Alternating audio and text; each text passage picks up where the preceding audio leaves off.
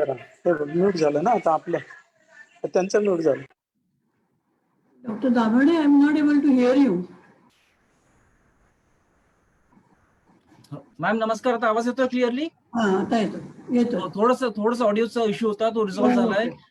जी नमस्कार, मी Manish Dabhade, the Indian futures आणि फाउंडर आणि एडिटर इन चीफ आहे. दिल्लीतून मी आपल्या सगळ्यांचे मनपूर्वक स्वागत करतो. आपण व आपले परिवार स्वस्थ आहात ही आशा बाळगतो. सर्वात पहिले द इंडियन फ्युचर्स बद्दल थोडीशी माहिती, जे नवीन आपल्याशी जुळलेले आहेत. आपण 2017 साली द इंडियन फ्युचर्स ची स्थापना केली, ज्याचे एकमेव उद्देश होते, न्यू इंडियाची संकल्पना जी आलेली आहे देशामध्ये, तर त्याच्यातले एक्झॅक्टली काय काय डिमेन्शन्स आहेत, काय काय डिबेट्स आहेत, काय काय आयडियाज आहेत, आणि पूर्ण एकमेव लक्ष होतं की या सगळ्या गोष्टींबद्दल एक संवाद व्हावा. की जी आपण म्हणतो की एक इंडियाची जी इनफॅक्ट भारताची जी परंपरा आहे संवादाची, that we are at a basic level an argumentative Indian, ज्याच्याबद्दल बोललं जातं. तर या भावनेतनं आपण ही संस्थेची सुरुवात केली आहे, आणि ही दिस इज अ मीडिया ऑर्गनायझेशन. आणि याच्या आधी आपल्या कार्यक्रमामध्ये डॉक्टर विनय सहस्त्रबुद्धे, जे ICCR चे अध्यक्ष आहेत, माननीय देवेंद्र फडणवीसजी, नंतर ambassador Vijay Gokhale, ambassador बांबावले, professor Makarand Paranjpe, Sunil अंबेकरजी, आणि वेगळे जे आपण क्षेत्रातले जे मान्यवर आहेत, ते आतापर्यंत आपण दिल्लीमध्ये झूमच्या माध्यमातून हे कार्यक्रम करत आलेलो आहोत, स्पेशली पॅन्डेमिक सुरू झाल्यानंतर. बट एक मी महाराष्ट्राचा आहे, नाशिकचा आहे, आणि एक त्या आपुलकीची भावनातनं मला वाटलं की नाही, आपण जर जे वेगवेगळ्या क्षेत्रामध्ये महाराष्ट्रीयन मराठी लोक सुद्धा उच्च पदांवर गेलेले आहेत, आणि एक त्यांचं एकदम नोटेबल नॅशनल इंटरनॅशनल कॉन्ट्रीब्युशन आहे, तर का त्यांचा आपण एक संवाद आपल्याला जर ऑर्गनाईज करता आला, आणि जे महाराष्ट्रातले जे मराठी टॉप बुद्धिजीवी आहेत वेगवेगळ्या क्षेत्रातले, त्यांच्याशी जर हा संवाद घडवून आणता आला, तर हे फार मोठे योगदान होईल. मला म्हणजे बऱ्याच लोकांनी सांगितलं की नाही, please go ahead and do it. तर मला आज अतिशय आनंद होत आहे, आणि अतिशय अभिमानाची गोष्ट वाटते की आपल्या सगळ्यांसोबत प्रोफेसर वसुधा कामत जुळलेले आहेत. सर्वात मोठी गोष्ट आपल्याला सगळ्यांना माहिती आहे की जो विषय आहे की नॅशनल एज्युकेशन पॉलिसीवर मॅम आपल्याशी बोलणार आहेत, प्रोफेसर कामत आपल्याशी बोलणार आहेत, आणि त्या सदस्य म्हणून त्यांची MHRD ने नेमणूक केली 2017 साली ड्राफ्ट कमिटीमध्ये. आपल्या सगळ्यांना प्रोफेसर वसुधा कामत परिचित आहेत, कारण ते SNDT युनिव्हर्सिटी, जे विमेन्स युनिव्हर्सिटी, त्याच्या कुलगुरू होत्या 2011 ते 2016. सर्वात महत्वाची गोष्ट की त्यांना एक सर्व बेस्ट टीचर अवॉर्ड महाराष्ट्र सरकारतर्फे 2005-06 च्या दरम्यान मिळालं होतं. अजून मोठी त्यांची जी अकॅडमिक कॉन्ट्रीब्युशन आहे, किंवा एक त्यांचं एक अकॅडमिक जे अकम्प्लिशमेंट आहे, त्याच्यामध्ये सर्वात मोठं आहे की त्यांना फुल ब्राईट सिनियर रिसर्च फेलोशिप सुद्धा अमेरिकेमध्ये 1 वर्षासाठी मिळाली होती 2005 साली. तर मला एक या सर्वात म्हणजे आनंदाची गोष्ट किंवा चांगलं मला याचं वाटतंय की मॅम आणि आमचा संपर्क म्हणजे ऑलमोस्ट 1 दशकापूर्वी आम्ही एकमेकांच्या संपर्कात आलो, आणि नेहमी त्या मार्गदर्शन करत आलेल्या आहेत. दिल्लीमध्ये सुद्धा माझं एक महाराष्ट्र डेव्हलपमेंट सेंटर म्हणून आमची एक छोटीशी संस्था आहे, त्याच्या मॅम त्याच्यामध्ये सुद्धा सहभागी नेहमी व्हायच्या, आणि नेहमी आम्हाला एक मार्गदर्शन केलं. आणि आज जे काही स्वरूप जे काही दिसतं आहे, जे आम्ही एक थोडं द इंडियन फ्युचरच्या माध्यमातून काम करतो आहे किंवा काम करण्याचा प्रयत्न करत आहे, त्याच्यामध्ये प्रोफेसर कामतांचा जे मार्गदर्शन आहे त्यांचा फार एक मोठा वाटा आहे. त्यामुळे मला अतिशय अभिमान आहे. थँक्यू व्हेरी मच मॅम, आपण आज आमच्याशी जुळलेला आहेत, आणि अगदी एकदम महत्वाच्या विषयावर. In fact to put it in perspective, we all need to understand that this is only the third time after 1947, this is the third national education policy. म्हणजे पूर्ण एवढ्या वर्षांमध्ये this is the third national education policy which has come out. And again, very important, I don't know how many of you have seen Prime Minister Modi talking about it just 2 days ago. And one of the very important things which he said was that की जे पूर्ण जे हे आहे की political will, म्हणजे he made it very clear in his statement, in his speech, that India definitely needs a new education policy because of the goals which India has, because of the historical values. जी आपली जी एक धरोहर आहे आणि वैचारिक धरोहर, या सगळ्यांची एक घेऊन, या सगळ्यांची बांधिलकी घेऊन, या सगळ्यांचं एक आपण एक I mean, India should be really using those values, those ideals, and march ahead to its manifest destiny. I think that's a fantastic way to really look at it, and it's a very good meaning. तर मी आता request करतो माझे मित्र doctor Shailendra दवळणकर यांनी एक थोडं introduction करावं, and then we hand it over to Professor Kamath. Over to you, Shailendra. Hello Manish, माझा आवाज येतोय आहे? हो, प्लीज गो अहेड. आवाज येतोय. हा, सर्वांना माझा आवाज येत असावा अशी मी अपेक्षा करतो. अत्यंत महत्वपूर्ण अशा स्वरूपाचा आज आपला सह्याद्री संवाद याचा आजचा हा आपला दुसरा भाग आहे. आणि मी प्रोफेसर मनीष दाभाडे यांचं यासाठी अभिनंदन करतो आणि आभारी मानतो की त्यांनी जो इंडिया फ्युचर्स डायलॉग नावाचा एक अत्यंत महत्वपूर्ण जो ग्रुप आहे, जो राष्ट्रीय पातळीवरती त्यांनी इस्टॅब्लिश केला होता, आणि त्याचा महाराष्ट्र चॅप्टर जो आहे तो महाराष्ट्र चॅप्टर आपण सुरू केला आहे. याच्या मागचं जी प्रमुख भूमिका आहे ती हीच आहे की आपल्याकडे सर्व आपल्या मराठी बांधवांना अनेक राष्ट्रीय आंतरराष्ट्रीय ज्या महत्वाच्या घडामोडी आहेत त्या क्षेत्रामधल्या एक्सपर्ट लोकांकडनं त्या संदर्भामधले जे सगळी फर्स्ट हँड इन्फॉर्मेशन आहे ती त्यांना मिळावी. आणि या दृष्टिकोनातून या सह्याद्री संवाद या प्लॅटफॉर्मचं, ह्या व्यासपीठाचं आपण आयोजन केलं आहे. हा व्यासपीठ विचारांची देवाणघेवाण साठी खास करण्यात आलेला आहे. आणि मागच्या रविवारी आम्ही डॉक्टर नरेंद्र जाधव सरांचं एक अत्यंत महत्वपूर्ण अशा स्वरूपाचं प्रेझेंटेशन याच सह्याद्री संवादच्या भाग 1 मध्ये आम्ही आयोजित केलं होतं, ज्याच्यावरती ते भारत चीन आणि एकूणच आर्थिक दृष्टिकोनातून त्यांनी त्याच्यावरती प्रकाश टाकला होता. आणि आज आपण जो आपलं नवीन राष्ट्रीय शिक्षण धोरण 2020 हे जे घोषित झालेलं आहे त्याच्यावरती आपण प्रोफेसर कामत मॅडमला बोलवलेलं आहे.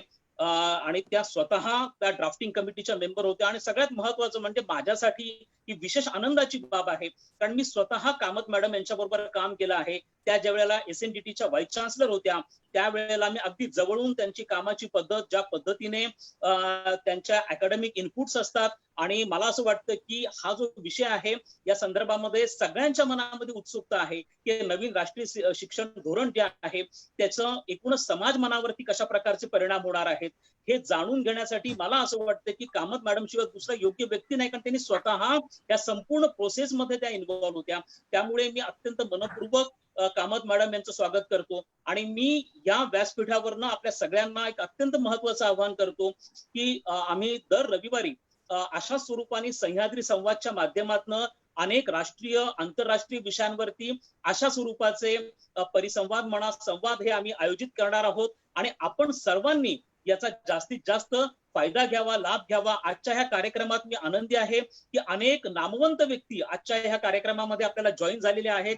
शिक्षण क्षेत्रातले मोठ्या व्यक्ती जॉईन झालेले आहेत. आज प्रोफेसर वंदना चक्रवर्ती आपल्या बरोबर आहेत, माजी आमदार बाळ माने साहेब आपल्या बरोबर आहेत, डॉक्टर रूपा हिरेमठ आहेत, प्रोफेसर प्रशांत विगे आहेत. नावांची यादी प्रचंड मोठी आहे. अनेक प्राचार्य आज जॉईन झालेले आहेत, अनेक शिक्षक संघटनांचे सदस्य आज जॉईन झालेले आहेत. मी या सगळ्यांचं अत्यंत मनपूर्वक स्वागत करतो. आणि आपण या व्यासपीठाचा अधिकाधिक फायदा घ्यावा. यानंतर मॅडमचं प्रेझेंटेशन झाल्यानंतर आपण प्रश्न उत्तर ठेवणार आहोत. त्या प्रसंगी आपले जे प्रश्न आहेत ते कृपया चॅट बॉक्स मध्ये आपण ते आम्हाला कम्युनिकेट करावे, जेणेकरून आणि ते झाल्यानंतर आपण हँड रेज करावा, म्हणजे प्रोफेसर दाभाडे हे दिल्लीवरनं आपल्याला त्या संदर्भात प्रश्न उपस्थित करण्याची संधी देतील आणि प्रोफेसर कामत मॅडम त्याची उत्तरं देतील. मी पुन्हा एकदा आपल्या सर्व मान्यवरांचे अत्यंत मनपूर्वक या आजच्या सह्याद्री संवाद पार्ट 2 मध्ये स्वागत करतो. आणि वसुधा कामत मॅडमना विनंती करतो की त्यांनी आपलं प्रेझेंटेशन जे आहे ते सुरू करावं. कामत मॅडम. नमस्कार. I hope I am audible. हो, येतोय मॅडम आवाज. ओके, धन्यवाद. सर्वप्रथम मला डॉक्टर दाभाडेंचे आभार मानायचे आहेत. आभार आपण सुरुवातीला मानत नाही, पण मला खूप आनंद होतो. मी जेव्हा दिल्लीला गेले 2007 मध्ये, तेव्हा ही अशी तरुण मंडळी समाजासाठी, म्हणजे स्वतःसाठी खूप मंडळी कामं करत असतात, पण समाजाच्या प्रबोधनासाठी, उद्बोधनासाठी स्वतःचा वेळ देणं, विशेषतः रविवार शनिवार रविवार सारखे महत्वाचे दिवस देणं आणि खरोखरच सर्वांना सामावून घेणारी संस्था स्थापन करून ती पुढे नेणं. म्हणून मला अगदी डॉक्टर दाभाडेंचा खूप अभिमान आणि कौतुक वाटतं. म्हणजे कौतुक, आता मी वयाने मोठी आहे म्हणून तुम्हाला आशीर्वाद आहेत, खूप अशी आणखी मोठी मोठी कामं तुम्ही करत. पण ते बरोबर म्हणाले, 2007 पासून आता गेली 12-13 वर्ष आम्ही एकमेकांच्या संपर्कात आहोत आणि कौतुक हाच एक स्थायी भाव मला त्यांच्याबद्दल वाटतो. कारण he is an academician, a great academician, but at the same time trying to reach the social platform. Thank you so much for inviting me. आणि मला असं वाटतं, मला माहिती होतं की आपण मराठीत बोलायचं, तर हा महाराष्ट्राचा संवाद आहे, सह्याद्री संवाद आहे, त्यामुळे पण मी मराठीमध्ये तयारी केलेली नाहीये. मी मराठी आणि इंग्लिश अशा दोन्ही भाषांमध्ये बोलेन. ही जी पॉलिसी आहे, या पॉलिसीचं नाव आहे नॅशनल एज्युकेशन पॉलिसी. तुम्ही सर्वांनी ऑनरेबल PM ना ऐकलं असेल. कॅटेगरिकली ही word say national education policy, राष्ट्रीय शिक्षा नीती. N does not stand for new. बरीच मंडळी नवीन शैक्षणिक धोरण म्हणतात आणि न्यू एज्युकेशन पॉलिसी म्हणतात. Yes, it is new because it is coming after 34 years. So it is new. पण एन स्टँड्स फॉर नॅशनल. कारण या पॉलिसीमध्ये जे काही सजेस्ट केलंय, ती पॉलिसी आता ऍक्सेप्ट झाली 29 जुलैला, आणि त्याच्यामध्ये जे सजेस्ट केलंय ते संपूर्ण भारताला लागू पडणार. बरेच जण मला म्हणतात महाराष्ट्रासाठी आहे का? फक्त महाराष्ट्रासाठी नाही, आणि सगळ्या राज्यांना बरोबर घेऊन सगळ्या राज्यांच्या बरोबर चर्चा करून त्याचं इम्प्लिमेंटेशन होईल. पण पॉलिसी जाहीर झाल्या लगेचच द्वंद्वाचा स्टान्स घेऊन काही मंडळी उभी आहेत. पण बऱ्याच जणांना या पॉलिसीचं कौतुक वाटतंय, कारण पॉलिसी ही सर्वसमावेशक आहे. या पॉलिसीचा एक महत्वाचा भाग मला तुमच्या समोर मांडावा असा वाटतो, आणि तो म्हणजे आपण सर्वच जण गेली अनेक वर्ष म्हणतोय की शिक्षणात बदल हवा, ओव्हरऑलिंग हवं. कारण गेली 200 वर्ष तसंच चालू आहे. पण ओव्हरऑलिंग म्हणजे काय? जर आता ही जी पॉलिसी आहे ती पॉलिसी ट्रान्सफॉर्मेशनसाठी आहे, चेंजेस किंवा मॉडिफिकेशनसाठी नाही. म्हणून बदल खूप सजेस्ट केलेत. त्याचा मोठा दूरगामी परिणाम आपल्या शिक्षण व्यवस्थेवरती होणार आहे. तर थोडंसं इकडे बदला, थोडंसं तिकडे बदला, त्यांनी काही फरक पडत नाही. माणसं पुन्हा पूर्वपदावरती येतात. आणि म्हणून मला तुम्हाला सर्वांना विनंती करायची की मी सुरुवातीला त्याच्यातलं क्रक्स काय आहे, त्यातले न्यू फीचर्स काय आहेत ते प्रेझेंट करते, आणि त्यानंतर आपण चर्चा करू. Is that okay? जी मॅम.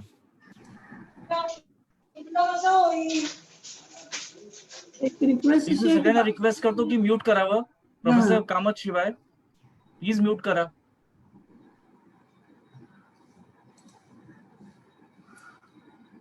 मी सुद्धा माझा व्हिडिओ हा करते, बंद करते, कारण म्यूट आहे.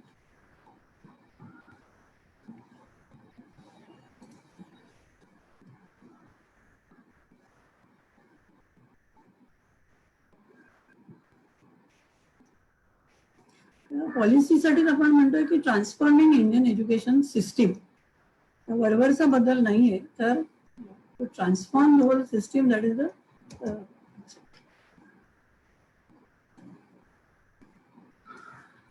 सुरुवातीला आपण या पॉलिसीचं विजन बघूया. विजन असं आहे की high quality education to all. या पॉलिसीचं उद्दिष्ट असं आहे की आपण प्रत्येक व्यक्तीला, ज्यांना शिक्षण घ्यायचंय त्यांना सर्वांना अतिशय उच्च दर्जाचं शिक्षण मिळेल याची व्यवस्था केली पाहिजे. आणि त्यासाठी आपण व्हायब्रंट नॉलेज सोसायटी व्हायला पाहिजे. हे नुसतं म्हणून उपयोग नाहीये की आपण नॉलेज सोसायटी आहोत. आपण नाही आहोत नॉलेज सोसायटी. आपल्याला त्या नॉलेज सोसायटी होण्याकडे जायचंय. ते तुम्हाला हे पण दिसतंय का, वेटिंग रूमचं वगैरे? माझ्या प्रेझेंटेशनवर हे पण दिसतंय का तुम्हाला? Because they have made me host. जी ma'am, please continue the presentation. बाकी आमची टीम बघते. आपण काहीतरी सारखं येत राहणार. Anyway, to develop a deep sense of respect towards the fundamental rights, duties and constitutional values. आपण नेहमी आपले फंडामेंटल राईट्स काय म्हणून मांडत असतो, पण या पॉलिसीमध्ये आपल्या ड्युटीज काय आहेत, कॉन्स्टिट्यूशन काय सांगते आपल्याला, आपण काय करायला पाहिजे समाजासाठी, आणि हे सगळं मुलांना लहान वयापासून तर PhD पर्यंत या गोष्टी त्यांना समजल्या पाहिजेत. एकदम नागरिकशास्त्राच्या धड्यात फक्त ड्युटीज, कर्तव्य आणि अधिकार घालून उपयोग नाहीये. दे should become a part of your life, and that is what the vision of this policy. instill skills, values, dispositions that support responsible commitment to human rights, sustainable development and living, and global well-being. आपण global citizen कसं व्हायचं त्याकडे आता आपण लक्ष दिलं पाहिजे. आपल्याला India wants to be a super power. This global citizenship has a different connotation, has a different set of skills. नेहमी my country right or wrong म्हणून चालणार नाहीये. तुम्हाला सगळ्यांना रिस्पेक्ट, इतर देशांच्या संस्कृतीला सुद्धा तितकाच रिस्पेक्ट दिला पाहिजे. त्याची फाउंडेशन जर आपण बघितली तर आपल्याला 5 फाउंडेशन दिसतात. एक म्हणजे ऍक्सेस, सर्वांना ऍक्सेस मिळाला पाहिजे. इक्विटी, क्वालिटी, गुणवत्तेवर भर आहे. अफोर्डेबिलिटी, हे शिक्षण खूपच आरडाओरडा चालू आहे की मग आता सगळे प्रायव्हेटायझेशन होणार आणि सगळी किंमत वाढणार, फीज वाढणार.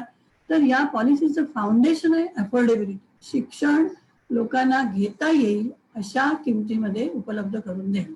आणि accountability, this policy puts accountability on every stakeholder. If you see the principles, key principles,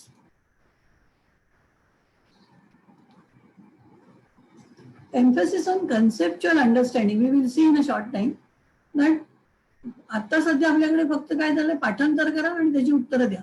Now this policy says conceptual understanding is very 21st century skills like critical thinking and creativity are very important. आपल्याकडे creativity म्हणजे एक वाक्य वाचलं आणि मला खूपच धक्काच बसला, कारण आपण तसंच करतोय. पहिली 6 वर्ष ही मुलांच्या आयुष्यामध्ये इतकी दडणघडणीची असतात की those children are really super. पण आपण अडल्ट त्यांना डम करण्याचा प्रयत्न करतो. किती भयंकर वाक्य आहे. पण जर आपण बघितलं आपल्या आजूबाजूचं शिक्षण काय चाललंय, या मुलांना आपण कसलं शिक्षण देतो, ही काढा, क काढा, गिरवत बसा. त्यांना क्रिटिकल थिंकिंग आणि क्रिएटिव्हिटी, मुलं किती क्रिएटिव्ह असतात पण त्यांनी काही क्रिएटिव्हिटी दाखवू नये, इनोव्हेशन दाखवू नये, असा आपण प्रयत्न करतो की काय, अशी वाटायची परिस्थिती आपल्या आजूबाजूला आहे. Unique capabilities, respect for diversity and local context. तुम्ही वाचलंही असेल की लोकल भाषेमध्ये घ्या, लोकल संस्कृती काय आहे ती बघा. तसं अनेक ठिकाणी तुम्हाला ह्या गोष्टी दिसून येतील. Equity and inclusion, continuous review. Every now and then you will see that there is a review. There is a review suggested so that the proper you can come back. It is like cybernetics. You can come back on your track if you are moved out. Community participation is very important. कारण आपण शिक्षण घेत राहतो PhD पर्यंत. आताच मी doctor दाभाडेंचं कौतुक केलं. का मला कौतुक वाटतं की स्वतःची उन्नती करून घ्यायलाच पाहिजे माणसाने. Welcome to that. पण त्याचबरोबर we are part of this community, we are part of this society. We should not forget that. So community participation right from school age is suggested, and of course use of technology. We'll see that there are major 2 parts. One is school education, other is higher education, and there are many other areas also which are discussed. But we will see these major 2 parts: school education and higher education. Expected outcomes of school education are universalization of access from ECC to secondary. Secondary is important. आपण सगळेजण content आनंदी आहोत कारण आपल्याकडे 100% झालेलं आहे, मुलं आलेली आहेत शाळेमध्ये, पण ती पहिलीत, 12वीत नाही. त्यामुळे we will see that GR सेकंडरीचा सुद्धा 100% व्हायला पाहिजे असे ही पॉलिसी म्हणते. Ensure equity and inclusion, bring back those 2 crore out of school children. त्याच्यासाठी अनेक गोष्टी पॉलिसीमध्ये सजेस्ट केलेल्या आहेत की जी मुलं आज बाहेर आहेत त्यांना कसं आपल्या शिक्षण क्षेत्रात आणायचं. Attain SDG goals of retaining all children in school until secondary education. Improve quality and achievement of learning outcomes. आणि त्यामुळे लर्निंग आउटकम्स डॉक्युमेंट तयार व्हायला पाहिजे. काय अपेक्षित आहे ते सगळ्यांना, स्टेक होल्डर्सना कळलं पाहिजे. आणि हे फाउंडेशनल लिटरसी अँड न्यूमरसी याचं मिशन मोडमध्ये काम करायचं असं सांगितलेलं आहे. Focus on 21st century skills. आज आपल्याकडे मेमोरायझेशनच्या पलीकडे आपण जात नाही. इव्हन मास्टर डिग्री प्रोग्राम जरी असेल तर एका पानात आपला पेपर संपतो. म्हणजे हे डिस्क्राईब करा, ते सांगा, पण का असं केलंय असं आपण काही विचारत नाही. तर 21st century स्किल्स कुठली आहेत तर innovation, critical thinking, creativity, collaboration, communication. याची काहीच परीक्षा होत नाही. का होत नाही तर आपण ते विचारत नाही आणि त्यामुळे that doesn't reflect in our teaching and learning as well. Resource sharing. For that, school complexes are suggested. This is not new to you because you have already seen in Kothari Commission 1964-66 policy, school complexes were suggested. आता आम्ही त्याच्यावरती फक्त जास्त काम केलं, आणखीन त्याचं कसं करता येईल याचं आणखीन जास्त डिटेलिंग केलेलं आहे. Effective governance, that we will see effective governance even for higher education is suggested. एकाच शक्तीच्या हातात, एकाच संस्थेच्या हातात सगळं काही ते एकत्रित होतं आणि मग काहीच नीट होत नाही. त्याऐवजी प्रत्येक फंक्शन जर वेगळ्या संस्थांना दिलं तर त्या सगळ्या संस्था व्यवस्थित काम करू शकतात आणि ओव्हरऑल एकच संस्था ओव्हरआर्चिंग त्यांच्याकडे बघायला म्हणून केलेली आहे. Overcoming the language barrier and common standards for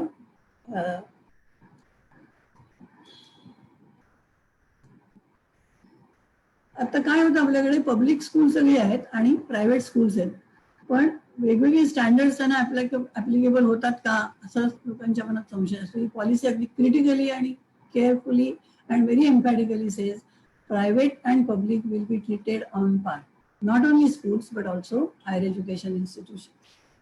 यामध्ये एक स्ट्रक्चरच बदल आहे. जसं आपण 10+2+3 हे स्ट्रक्चर नवीन आलं होतं मागच्या पॉलिसीमध्ये, पण ते +2 जी स्टेज होती 12वीची, 11वी-12वीची, ती असं वाटलं होतं की ती सगळी मुलं BA BSc व्हायला न जाता ह्याच्याकडे जातील, व्होकेशनल स्ट्रीमकडे जातील. पण आपली सायकी अशी आहे की जो कोणी तिकडे व्होकेशनलकडे जातो तो त्याला काही येत नाही म्हणून जातो असं आपल्याला सगळ्यांना वाटत असतं. हे जे सेकंड ग्रेड सिटिझनशिप आपण देऊनच टाकलेली आहे ना, ती बंद करायला हवी असं ही पॉलिसी म्हणते.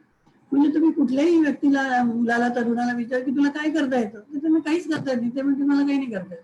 काही करता येत नाही म्हणजे हातोडा घेऊन खेळा पण ठोकता येत नाही, कारण हेही त्यांना शिकवलेलं नाही. आणि हे फालतू काम आहे असंच इन्स्टिल केलेलं असल्यामुळे अशी स्किल आपण व्होकेशनलायझेशनकडे अजिबात लक्ष दिलं नाही.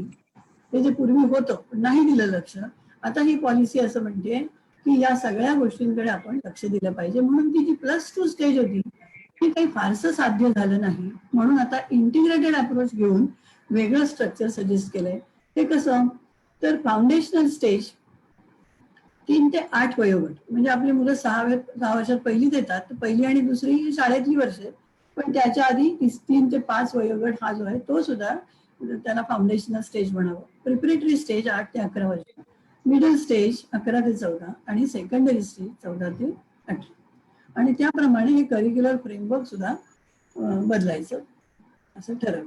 आता इथे हे या डायग्राम मध्ये तुम्हाला दिसेल की पूर्वीचं 10+2 जे होतं शालेय शिक्षण, तेव्हा 6 वर्षापासून सुरू व्हायचं आणि 18 वर्षापर्यंत संपायचं. +2 स्टेज ही ज्युनियर कॉलेज किंवा आणखीन त्याला काय काय वेगवेगळी नावं होती. आता आपण असं म्हटलंय हे जे आहे ना, see waiting room that is coming on my content.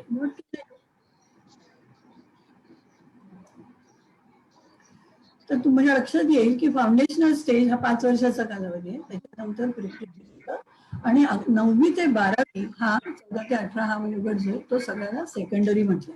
आता हायर सेकंडरी वगैरे काही नाही. तर हे असं तुम्हाला इथे दिसेल 3 वर्ष ते 8 वर्ष फाउंडेशनल स्टेज.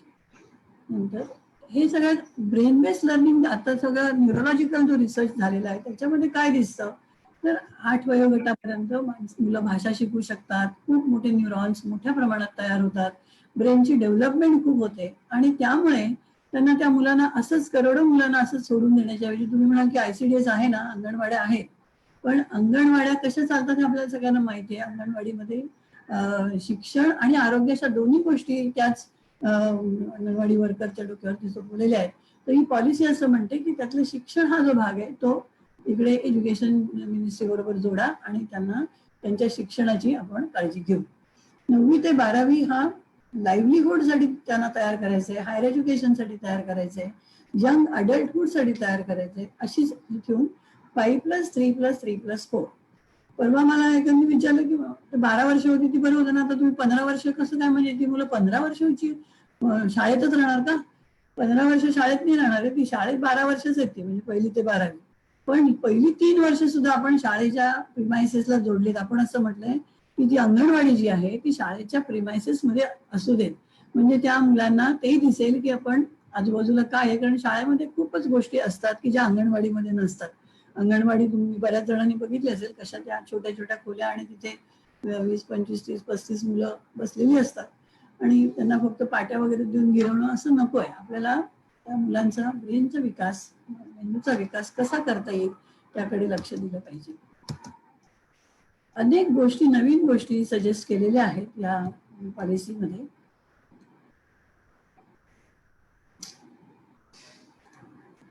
त्याच्यामध्ये फाउंडेशनल स्किल्स मगाशी आपण बघितलं तर ते universal acquisition of foundational learning skills फार महत्वाची गोष्ट आहे. National mission on foundational FLN, foundational literacy and numeracy, असं हे नॅशनल मिशन सुरू करावं. सगळ्यात महत्वाची आणि खूप चांगली गोष्ट तुम्हाला सर्वांना आवडेल अशी बुक प्रमोशन. लायब्ररीज, मुलं वाचत नाहीत आणि वाचतात म्हणजे फक्त त्यांचं शाळेचं टेक्स्टबुकच वाचतात. मला आठवतंय की माझ्या आई वडिलांना दोघंही डॉक्टर आणि दोघांनाही अतिशय वाचनाची आवड असल्यामुळे आम्ही अगदी लहान असल्यापासून 4-5 वर्षाचे असल्यापासून आमच्याकडे पुस्तकं, म्हणजे पगार फार नव्हता पण तरी सुद्धा त्याच्यातनं पैसे साठवून पुस्तकं मुलांसाठी आणण्याची त्यांची वृत्ती होती. आणि बदली झाली बाबांची की आम्ही नेहमी म्हणतो आमच्या पुस्तकांचे बॉक्सेस बरोबर घेतलेत ना, कारण आम्हाला खूप प्रेम पुस्तकांचं अजूनपर्यंत पुढची पिढी सुद्धा ही वापरते. म्हणजे पुस्तकं वाचणं, ती वाचतील मुलं म्हणून उपलब्ध करून देणं हे या पॉलिसीमध्ये खूप चांगलं असं मला वाटतं. आणि केवळ शाळेची लायब्ररी नाही तर गावातली लायब्ररी, आणि केवळ पुस्तकं नव्हे तर डिजिटल लायब्ररी सुद्धा तयार करावी असं ही सांगतो. दुसरी महत्वाची गोष्ट म्हणजे 3 months प्ले बेस स्कूल. शाळेत येताना त्यांना घरातून शाळेतलं जे ट्रान्झिशन आहे आणि जास्त वेळ ती बसतात, 4-5 तास बसतात, म्हणजे हे जे ट्रान्झिशन आहे त्याच्यासाठी लगेच त्यांना अ काढ, आ काढ, ई काढ करायच्या ऐवजी ती वेवे मेथडनी जर त्यांना शिकवलं तर पहिली 3 महिने हे मॉड्यूल तयार करावं असं NCERTला रिक्वेस्ट केलेली. आणि सगळ्या देशामध्ये प्रत्येक राज्याने आपापल्या शाळांसाठी असं 3 महिने मॉड्यूल तयार करावं. काय म्हणताय का?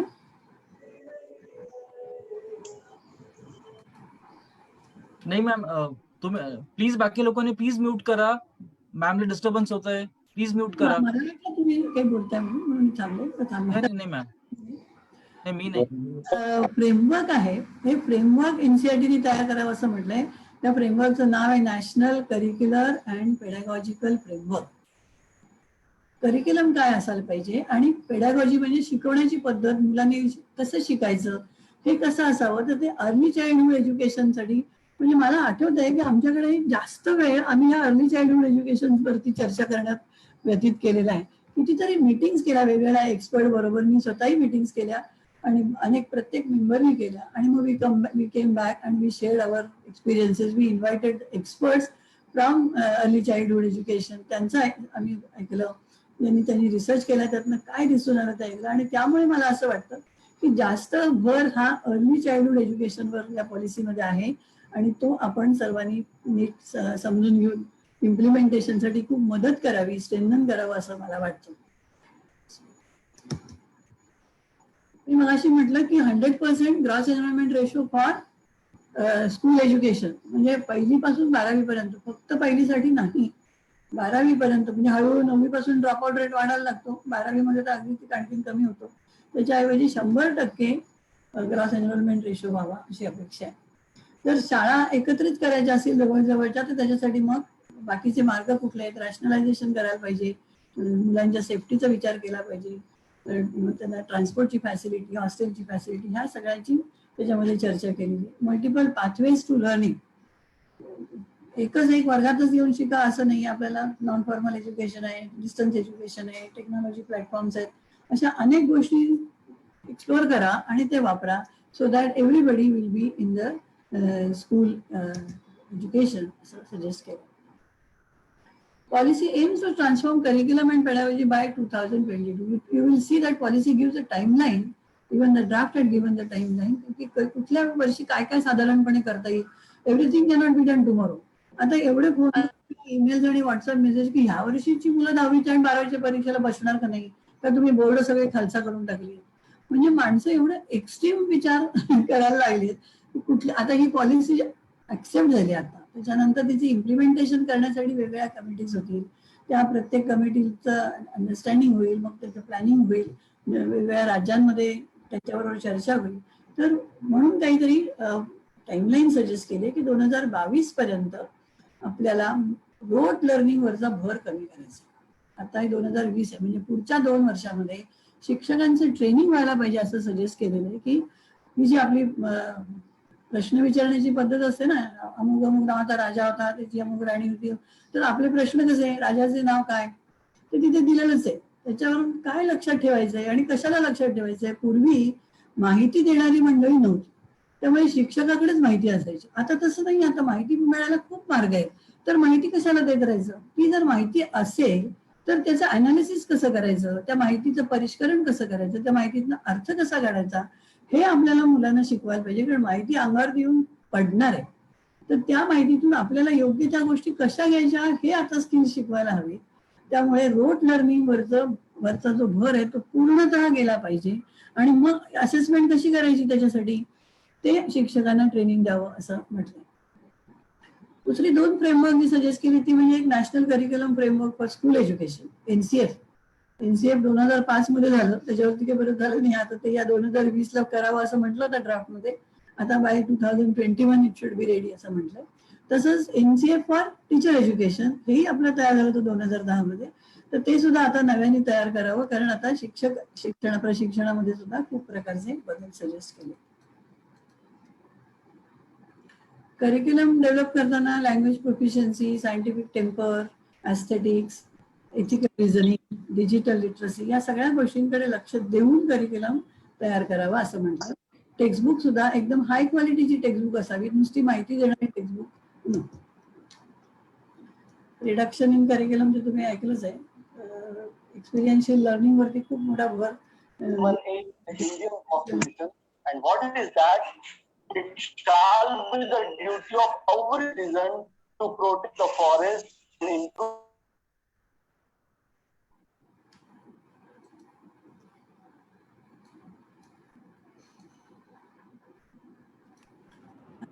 मधून हे ट्रान्सफॉर्मेशन टीचिंग लर्निंग प्रोसेसमध्ये घडून यावं. काय होतं की आपली जी असेसमेंट पद्धत आहे, ती असेसमेंटमध्ये मी मेमरीवरती तर प्रश्न विचारणार असेल, कोण म्हणालं, कधी म्हणालं, काय म्हणालं, तर वर्गात पण मी शिकवताना तसंच भाषण देणार, तसंच मुलांना लिहून घ्यायला सांगणार आणि मी ते लिहून घेतलेलं त्याच्यावरती प्रश्न विचारणार.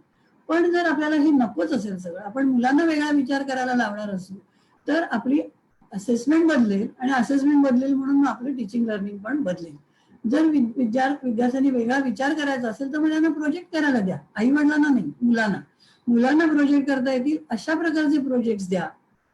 त्यांना एकमेकांच्या बरोबर टीम मध्ये काम करू दे. त्यांना नवीन काही समाजामध्ये आपल्या गावात जाऊन एक्सप्लोअर करून काय प्रॉब्लेम्स आहेत ते शोधून आणू दे. आता आपण काय म्हणतोय, शाळा वेगळी आणि गाव वेगळी, त्याचा काही एकमेकांची तसा संबंध नाही, मी ही टेक्स्टबुक आहे तीच शिकवणार. त्याच्याऐवजी ही पॉलिसी असं म्हणते की कम्युनिटी पार्टिसिपेशन, गावामध्ये काय काय प्रॉब्लेम्स आहेत, मग ते प्रॉब्लेम जर आपण आयडेंटिफाय केले, एक्सप्लोअर केले, ते कसे सोडवता येतील असं वेगळ्या विषयांच्या माध्यमातून आपण बघितलं तर केवढा तरी मोठं. मग एकच मॅगसेसे अवॉर्ड मिळणार नाही, अनेक द्यावी लागतील, कारण प्रत्येक विद्यार्थी, प्रत्येक सिटीजन या दिशेने प्रयत्न करेल. आज काय होतं की गावात प्रॉब्लेम आहेत पण ते ग्रामपंचायत बघेल, गव्हर्नमेंट कशासाठी आहे ते बघतील. ही वृत्ती हळूहळू बंद करायला पाहिजे. ते बघतीलच, पण मी एक नागरिक म्हणून माझी काय कॉन्ट्रीब्युशन असायला पाहिजे, सगळ्यांना बरोबर घेऊन मी काय केलं पाहिजे, अशा प्रकारचा विचार आज या पॉलिसीने आपल्यासमोर मांडलेला आहे.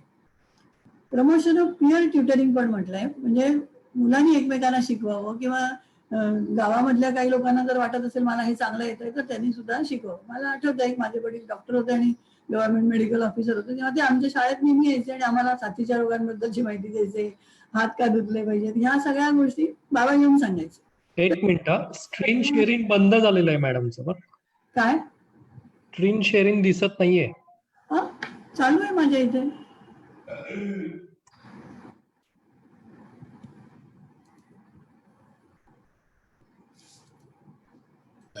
चालू स्क्रीन शेअरिंग आता बंद झालंय. मी आता बंद केलं कारण तुम्ही नाही म्हणालात म्हणून मी आता दाखवतो. मी नाही बोललो, चालू आहे मॅम. माझ्याकडे स्क्रीन शेअरिंग चालू होतं. Please continue ma'am.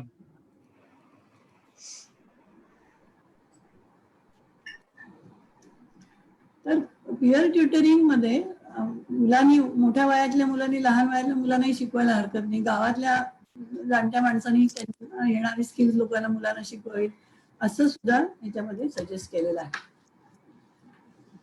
पहिली ते 8वी पर्यंत तुम्ही मी बघितलं होतं की असेसमेंट बदलायचे, रोड लर्निंग बदलायचं आहे, त्याच्यामुळे त्यांची परीक्षा पद्धती बदलेल आणि लर्निंग आउटकम्स डिसाईड केल्यानंतर ते अचीव्ह करण्यासाठी मुलांना मदत करेल.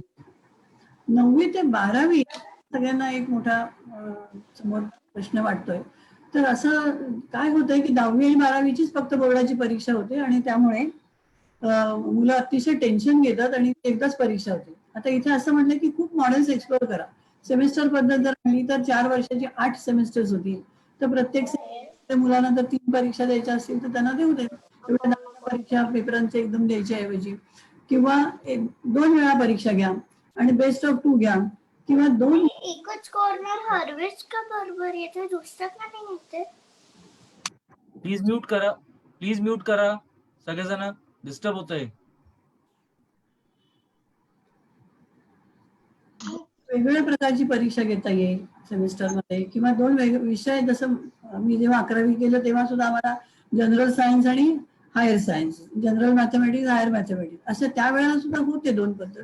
तर ते नंतर बंद झाले. तर आता सजेस्ट केलंय की ज्यांना आणखीन डेप्थमध्ये अभ्यास करायचा असेल त्यांनी ते विषय घ्यावेत. असे 40 विषय या 4 वर्षामध्ये मुलांनी शिकावेत पेपर्स. आणि सेमेस्टरायझेशन जर केलं तर एका ह्याच्यामध्ये फक्त 5च परीक्षा घ्याव्या लागतील.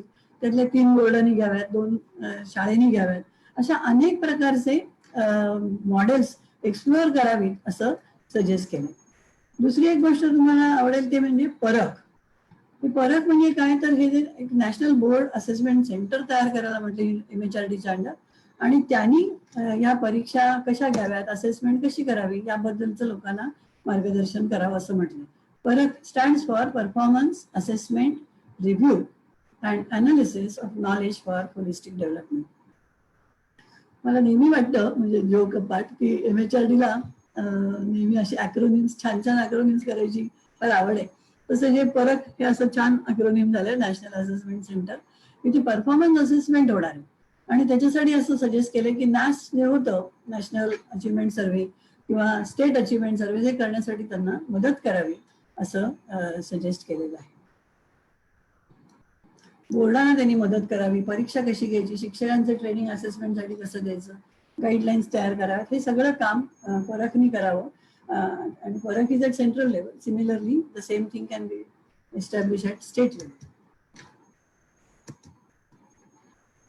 हे आपण बघितलं असेसमेंट बदलावी. नॅशनल असेसमेंट सेंटर जे आहे तर त्यांनी खूप वेगवेगळ्या बोर्डांच्या परीक्षा पण घ्यायला हरकत नाही. तसं नॅशनल टेस्टिंग एजन्सी आहे त्यांनी सुद्धा युनिव्हर्सिटीसाठी परीक्षा घ्याव्यात असं म्हटलंय. आणि सगळ्या युनिव्हर्सिटीनी ते ऍक्सेप्ट करावं असं नाही. तर ज्यांना वाटतं की आपण प्रत्येकाने वेगवेगळ्या परीक्षा घेत राहणार आणि time is wasted and money is also wasted, student time is wasted. तर समजा नॅशनल टेस्टिंग एजन्सीने जर एंट्रन्स टेस्ट घेतल्या तर different universities can select, they can take those course and admit the students असंही म्हटलं. मग अशी आपण स्कूल कॉम्प्लेक्स बद्दल म्हटलं तर स्कूल कॉम्प्लेक्स काय म्हटलंय की आपल्याकडे 12वी पर्यंतच्या शाळा फारशा नाही आहेत. काही शाळा 5वी पर्यंत आहेत, काही 8वी पर्यंतच्या आहेत, काही 10वी पर्यंतच्या आहेत. तर असं म्हटलं की 12वी पर्यंतची शाळा ही एक मध्यम सेंट्रल मानावी आणि तिच्या आजूबाजूला 20-25 शाळांचा समूह जर केला तर त्याला स्कूल कॉम्प्लेक्स किंवा स्कूल क्लस्टर म्हणता येईल. तर 12वीच्या शाळेच्या प्रिन्सिपलना आपण प्रमुख म्हणूया आणि या म्हणजे असंही सजेस्ट केलंय की या अपॉइंटमेंट सुद्धा ज्या शिक्षकांच्या व्हायच्या त्या सुद्धा स्कूल कॉम्प्लेक्समध्ये व्हायला हरकत नाही. शेअरिंग ऑफ रिसोर्सेस करण्यासाठी जसं कोठारी कमिशनने सजेस्ट केलं होतं त्याचं एक्सटेन्शन या स्कूल कॉम्प्लेक्समध्ये केलेलं आहे. जसं स्कूल मॅनेजमेंट कमिटी असते तशी स्कूल कॉम्प्लेक्स मॅनेजमेंट कमिटी असावी आणि they can get more powers.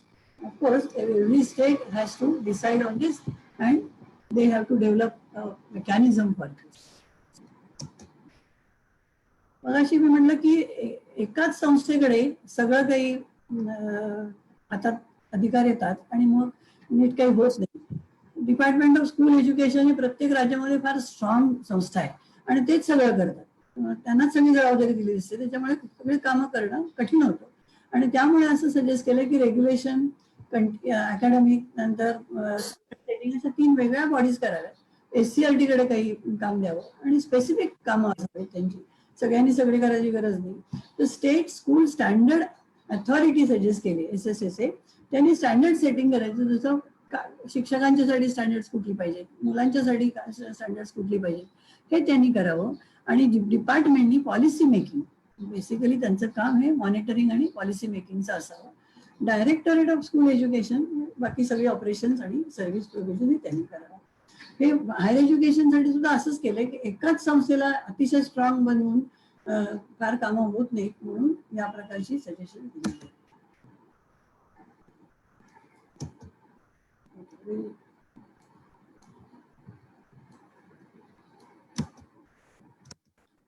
Teacher education host केल्यामुळे गडबड होती अर्थ. This policy aims to ensure rigorous teacher preparation in vibrant multidisciplinary institutions.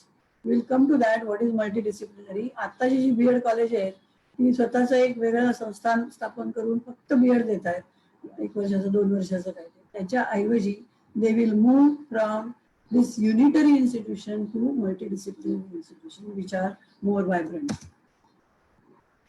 Teacher education मध्ये अनेक बदल सजेस्ट केले. मगाशी आपण बघितलं की त्याचं नॅशनल करिक्युलम फ्रेमवर्क तयार करावं आणि टीचर एज्युकेशनसाठी त्याच्याप्रमाणे एनटीए टेस्टिंग ऍडमिशन बीएड साठी देण्याने एनटीएला हे काम द्यावं असं सजेस्ट केलंय. आणि बीएड हा प्रोग्राम हा इंटिग्रेटेड असला पाहिजे 5 वर्षाचा 12वी नंतर, आणि तो मल्टीडिसिप्लिनरी इन्स्टिट्यूशन मध्येच सुरू करावा. आता असं म्हटलं की लगेच लोकांना म्हणजे आता आहे ती सगळी बीएड कॉलेज उद्या बंद होणार का? नाही. प्रत्येक गोष्टीला ही पॉलिसी वेळ देते. ही पॉलिसी 5 वर्ष 10 वर्ष 15 वर्ष असा वेळ प्रत्येक गोष्टीला दिलाय. तेवढ्या वेळामध्ये त्यांनी आपल्यामध्ये बदल घडवून आणायला पाहिजे. ते जे एनसीटी आहे, National Council of Teacher Education, will see to that also की जी सगळी काउन्सिल्स आहेत त्यांचं ते कंट्रोलिंग काम होतं सगळ्यांच्या डोक्यावर बसायचं, ते काम आता कमी केले. त्याच्याऐवजी त्यांना नाव दिलंय professional standard setting bodies, PSSB.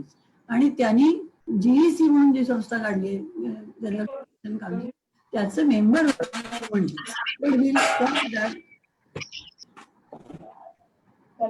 लेक्चरही बनवतो. 4 इयर. जरा म्यूट कराल का माईक? हे आता आपण बघितलं मल्टीडिसिप्लिनरी इन्स्टिट्यूशन मध्येच हा प्रोग्राम रन करावा.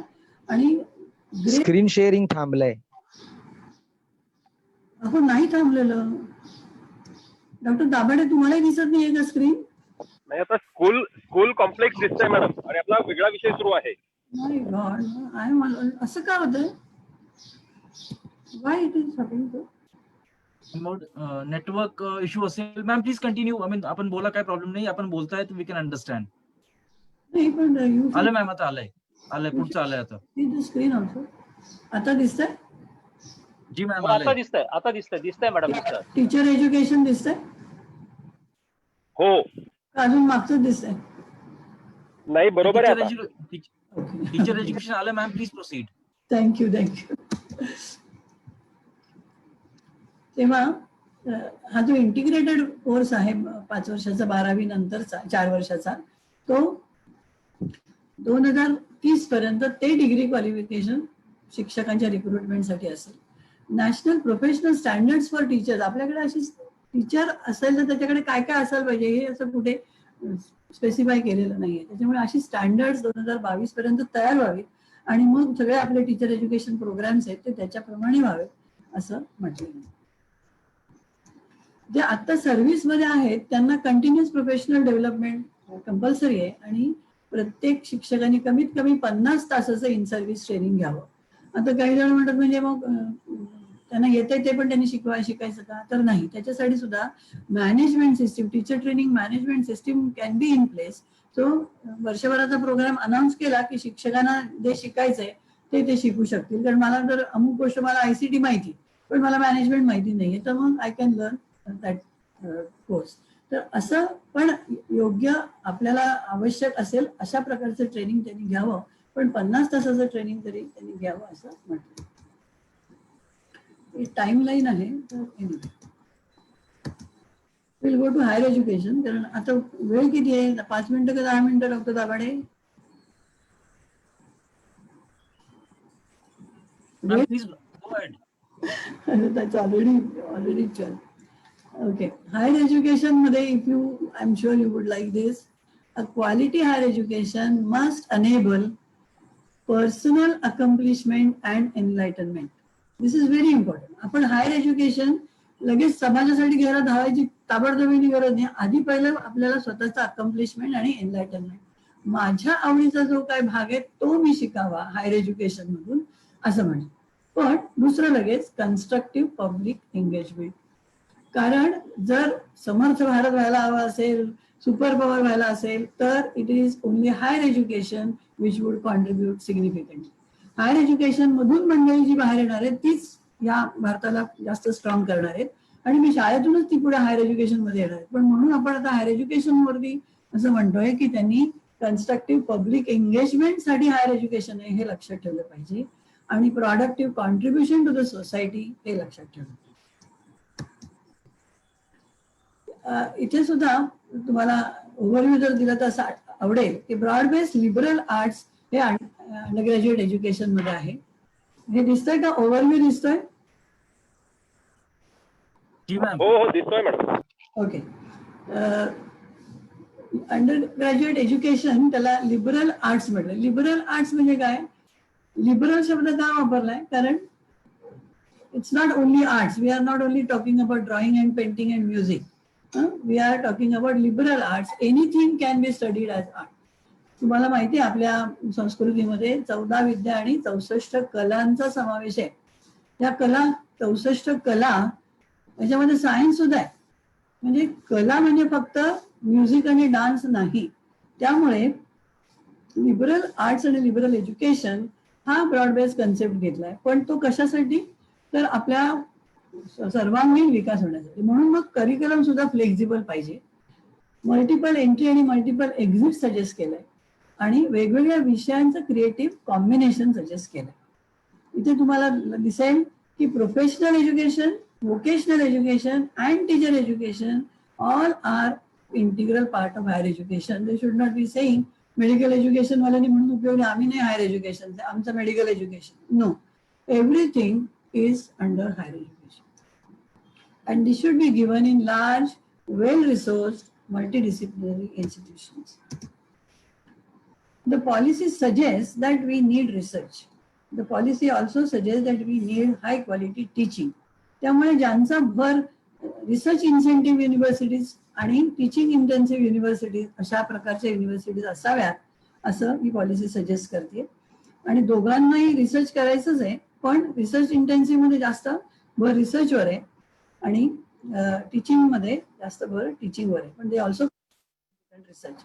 पण तिसरा जो भाग आहे त्याचं नाव आहे ऑटोनॉमस डिग्री ग्रँटिंग कॉलेजेस.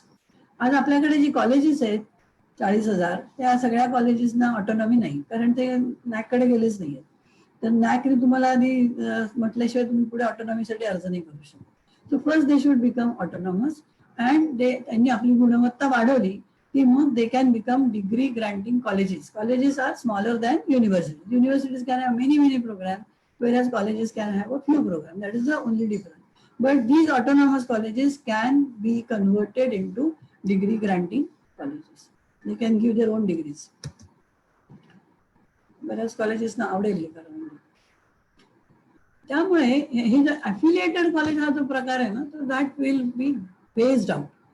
पुढच्या 15 वर्षामध्ये अफिलिएटेड कॉलेजेस ही सिस्टीम जाईल. भारतामध्येच फक्त हे अफिलिएशन सिस्टीम आहे आणि भारताच्या आजूबाजूच्या काही देशांमध्ये. बाकी अनेक देशांमध्ये अफिलिएटेड सिस्टीम नाही. ती का नाही आहे अफिलिएटेड सिस्टीम? कारण अफिलिएशन मध्ये काय होतं, university takes the whole responsibility. म्हणजे करिक्युलम तयार करण्यापासून परीक्षा घेण्यापर्यंत सगळं युनिव्हर्सिटीने आपल्या डोक्यावर घेतलं आणि कॉलेजेसनी काय करायचं, फक्त तो जो अभ्यासक्रम दिलाय तो राबवायचा.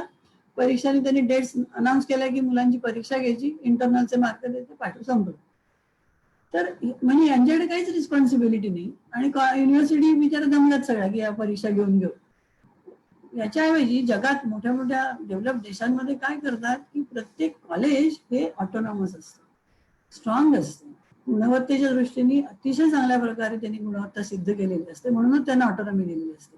जे गुणवत्ता सिद्ध करत नाहीत त्यांना ऑटोनॉमी मिळणार नाही. तर आता ह्यांनी जर 15 वर्षात, पुढच्या 15 वर्षात जर ऑटोनॉमस व्हायचंय आणि ॲफिलिएटेड कॉलेज हे जे त्यांचं नाव आहे ते जाणार आहे, तर त्यांना आता स्ट्रॉंग कोणी करायचं, तर जी ॲफिलिएटिंग युनिव्हर्सिटी आहे त्या युनिव्हर्सिटीची ही जबाबदारी आहे की या सगळ्या शिक्षकांना, या कॉलेजेसना, ॲफिलिएटेड कॉलेजेसना आपल्या पायावर उभं राहण्याची त्यांना तयारी करायची. त्यांचं अकॅडमिक करिक्युलर मॅटर्समध्ये त्यांना हात द्यायचा, टीचिंग आणि असेसमेंट कशी करायची ते सांगायचं, गव्हर्नन्स रिफॉर्म्स, फायनान्शियल रोबस्टनेस कसा आणायचा, ॲडमिनिस्ट्रेटिव्ह इफिशियन्सी कशी आणायची, हे सगळं पुढच्या काही वर्षामध्ये या युनिव्हर्सिट्यांचं काम आहे की त्यांनी या कॉलेजेसना स्ट्रॉंग करायचं. आणि हळूहळू त्यांनी नॅककडे जाऊन आपल्याला अक्रेडिट करून घ्यायचं. आणि we will come to that की अक्रेडिटेशनमध्ये त्याच्या पुढे ग्रेड्स मिळणार नाही 3.5 आणि 2.8, हो किंवा नाही एवढंच मिळेल. आणि हो म्हटलं की तुम्ही लगेच ऑटोनॉमस होऊ शकता. मल्टीडिसिप्लिनरी युनिव्हर्सिटी म्हणजे काय, तर इथे सगळ्या प्रकारचे वेगवेगळे विषय, art, science, commerce, professional, vocational, teacher education, असे सगळ्या प्रकारचे विषय या युनिव्हर्सिट्यांमध्ये शिकवले जातील. आणि त्यामुळे त्याचं रिकन्स्ट्रक्शन करण्याची आवश्यकता आहे. आणखीन काही युनिव्हर्सिट्या ज्या म्हटल्यात की multidisciplinary education and research universities, Meru, अशा सेटअप कराव्यात. आणि एका जिल्ह्यामध्ये एकतरी करावी किंवा त्या जिल्ह्याच्या शेजारच्या जिल्ह्यामध्ये करून दोघांना शेअर करता येईल, पण प्रत्येक जिल्ह्यामध्ये एकतरी अशी संस्था असावी असं म्हटलंय. 2040 पर्यंत या अशा मल्टीडिसिप्लिनरी इन्स्टिट्यूशन्स तयार व्हाव्यात आणि त्या खूप मोठ्या असाव्यात. म्हणजे कसं 20,000-25,000 स्टुडंट्स त्यांच्या कॅम्पसवर असावेत. पण एकदम येणार आहेत का, तर नाही येणार. तर त्यांनी आधी काय करायला पाहिजे, first they should become multidisciplinary आणि मग हळूहळू त्यांनी आपल्या स्टुडंटची स्ट्रेंथ वाढवत न्यावी. काय होतं की आपल्याकडे अनेक कॉलेज अशी आहेत की त्यांच्याकडे 100 स्टुडंट्स आहेत फक्त. अनेक कॉलेज अशी आहेत की ज्यांच्याकडे फक्त 500च्या आत स्टुडंट्स असलेले खूप 60% कॉलेजेस आहेत. त्यामुळे स्केलचा जो फायदा मिळतो तो मिळत नाही ना सगळ्यांना. समजा आपल्याला जर ऑनलाईन डेटाबेस घ्यायचे असतील, 2 कोटी रुपये खर्च करायचे असतील, तर युनिव्हर्सिटीमध्ये 50,000 आता स्टुडंट्स आहेत, तर we could spend, SNDT university could spend that much because we had so many students taking advantage and we could user name and password. तर असं जर आपण हा जर ॲडव्हान्टेज ऑफ स्केल घ्यायचा असेल तर we need to be big. आणि पण ते सडनली दुसऱ्याच वर्षी होणार नाहीये. So this policy will be fully पुढच्या वर्षामध्ये व्हावं आणि हळूहळू त्यांनी आपली संख्या वाढवावी. याच्यामध्ये मगाचपासून आपण बघतोय की creative combination of discipline studies, multiple entry and exit. I will just show you that slide so that we don't waste time. काय होतं की when a student comes to first year and if she passes and drops out, actually she has 40 credits at her work, but we don't give her anything. चला drop झाली बाहेर हो, त्या 40 क्रेडिटला आपण काहीच रिस्पेक्ट देत नाही. समजा 2 वर्षानंतर स्टुडंट ड्रॉप्स आउट, आपण त्यांना काहीच त्याचा फायदा देत नाही. 80 क्रेडिट्स त्या मुलीने किंवा मुलाने अभ्यास केलाय, तर पॉलिसी असं म्हणते की let them accumulate those credits. After 3 years, if they want to come back, let them come back. So multiple entries and multiple exit is suggested at every possible manner. एका वर्षानंतर पास आउट झाले आणि exit झाले तर तुम्ही त्यांना certificate द्या. पण while giving a certificate, what type of certificate you will give, तर तुमचा अभ्यासक्रम पण असा असायला पाहिजे की फर्स्ट इयर हा it should be a content, contented, so that it is a self module. 2 वर्षानंतर जर तर तो डिप्लोमाचा द्यायचा आहे, तो कशात द्यायचा. I remember when we developed a master's program in education technology. Now also when the student drops out after 1 year, if she drops out, then she gets a PG diploma in education technology. First आमच्याकडे सेमेस्टरचा अभ्यास करायला वेगळ्या देशातनं पण मंडळी येतात, तर for 1 semester we give them a certificate. So university should develop their programs in such a way that students' credits can be accumulated. There, it is also suggested academic credit bank ABC. तर ह्या अशा bank तयार करून त्याच्यामध्ये credits ठेवा आणि त्या क्रेडिटचा त्यांना पुढे उपयोग होऊ शकेल. जरी 3 वर्षाचा बॅचलर कोर्स सजेस्ट केला आणि 4 वर्षाचा, तरी the policy says that more acceptable will be 4 years bachelor of liberal arts. Liberal arts मध्ये म्हणजे फक्तच फिजिक्स घेऊन करायचं तर करा, physics can be your major, but you also can have music as your minor. So there are possibilities. If you do last year research, out of 4 years, if you fourth year is a research, then you can directly get admission to PhD program. तसंच masters प्रोग्रामचे सुद्धा अनेक विध असे you can explore different types of programs. If you do 3 years graduation, you can do masters in 2 years. If you do 4 years graduation, it can be 1 year master's program. 5 वर्षाचा 12वीच्या नंतर integrated programme, असे अनेक प्रकार याच्यामध्ये suggest केले. Please explore that and see how applicable they are. मला हे तुम्हाला सांगायचं आणि मग नंतर आय विल स्टॉप. मगाशी आपण म्हटलं की जसं स्कूल एज्युकेशन मध्ये एकाच संस्थेमध्ये सगळे अधिकार एकवटले, तसंच हायर एज्युकेशन मध्ये झालंय. एकाच संस्थेमध्ये सगळे अधिकार एकवटले. त्याच्याऐवजी this policy suggest that they should be bifurcated. Dr. Davade, are you seeing this slide, higher education governance and regulation? जी बिल्कुल मॅम, क्लिअर एकदम. Okay. म्हणून now it suggests, the policy says Higher Education Commission of India. This C stands for commission, not for council. It is आयोग आहे तो, उच्च शिक्षण आयोग. तर या उच्च शिक्षण आयोगाच्या ओव्हरऑल सुपरविजन खाली ही 4 काउन्सिल्स तयार होती. कुठली कुठली 4 काउन्सिल्स? तर UGC आहे, हा आयोग आहे, पण now this will be term as higher education grants council. So their responsibility will be giving grants. National assessment and accreditation council होतं, त्याचं नाव आता फक्त अक्रेडिशन ठेवलंय, कारण without assessment you cannot accredit. So परत कशाला असेसमेंट? National accreditation council. तिसरी संस्था जी आहे त्याला म्हटलं National Higher Education Regulatory Council, NHERC. आणि चौथं आहे ते General Education Council, GEC. GEC म्हणजे काय? त्यांचं काम काय आहे?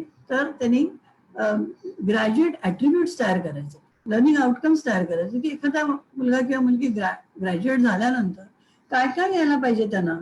दॅट ग्रॅज्युएट ॲट्रिब्यूट्स आपल्याकडे काही स्पेसिफाय केलेलं नसतं, त्यामुळे त्यांना काय येत आहे काही नाही, कसं तुम्ही चेक करणार. So this is a GEC which is a comprehensive council.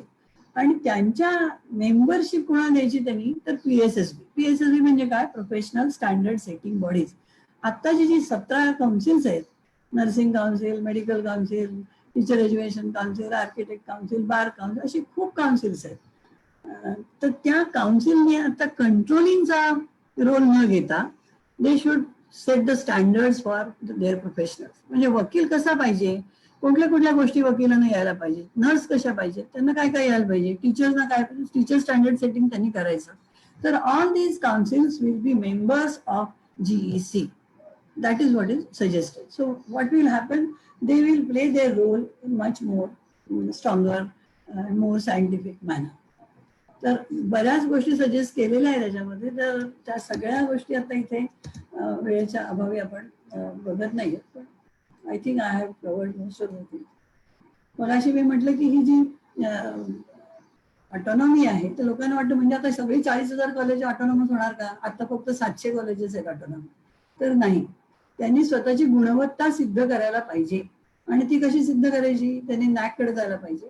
आणि आता फक्त 25 ते 30% लोक नॅककडे जातात, बाकी जातच नाही. They should go in next 10 years, they should get their accreditation. हे ग्रेडेड अक्रेडिटेशन तुम्हाला ग्रेडेड ऑटोनॉमी देणार. हळूहळू तुम्ही ऑटोनॉमस बनत जाणार. आणि त्याच्यानंतरची स्टेज आहे तर degree ग्रँटिंग. So all these colleges, those which are autonomous, can become degree granting.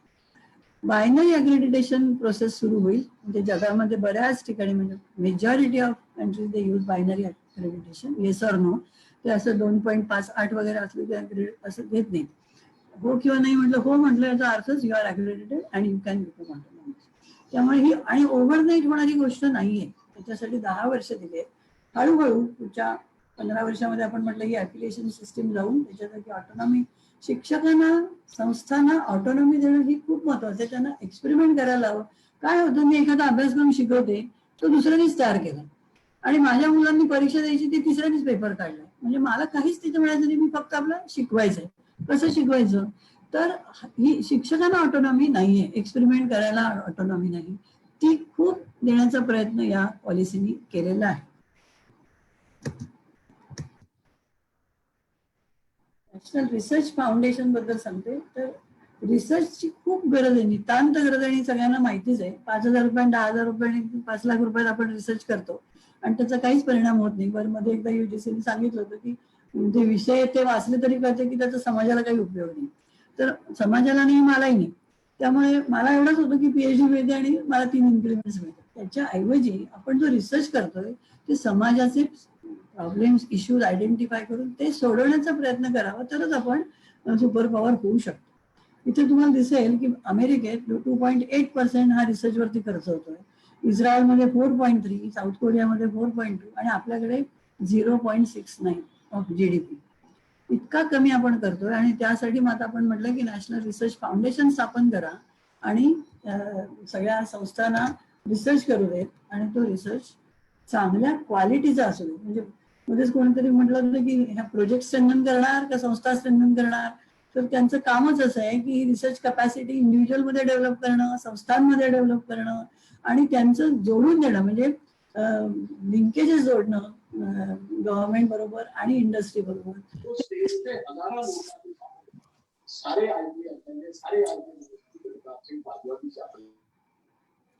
Vocational education मध्ये असं म्हटलंय की 6वी इयत्तेपासून आजूबाजूला असलेले व्होकेशन त्यांना इंट्रोड्यूस करा, त्यांना कळू देत आपल्या समाजामध्ये कुठल्या कुठल्या व्यवसाय आहेत.